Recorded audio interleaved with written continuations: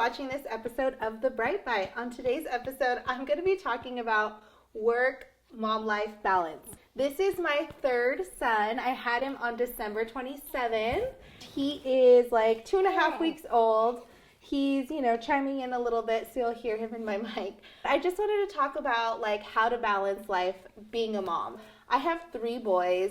One is 4, one is 2, and this one is my new guy, like 2 weeks. I get a lot of messages about being a mom, working, things like that. I wanted to kind of share my life and just tell you guys that you can do it. As a dental hygienist, my first return to work with my first son was like the hardest because you get to be home for like 3 months. You're on disability, so you're still getting paid and things like that.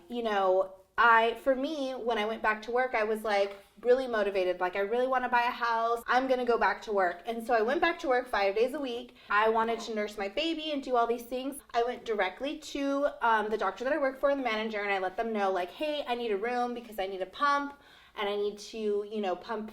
So I would pump on the way to work.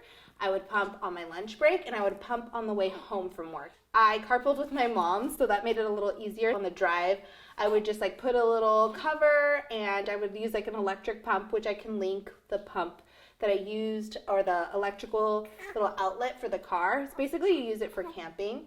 And that allowed me to pump and store my milk, and I breastfed my first son until he was like 18 months. And then I got pregnant with my next son, and then again, I went back to work after, and I think that going back to work is a little bit harder when you have 2 at home because you want to be home with them. But again, I went back to work because I really do love what I do. Like being a hygienist, you get to meet a lot of people, talk to a lot of people, help a lot of people. And I also wanted my sons to see like, hey, if mom's out there working and hustling, like I can too. And I also, I picked a career and I have student loans and things like that. So I really wanted to also, be a part and help the family, succeed. You should also, talk with your husband and see if this is a good idea for your family, if you should stay home or go to work. Because a lot of times childcare is very expensive, especially in California. A lot of moms decide to be a stay-at-home mom, which I get. So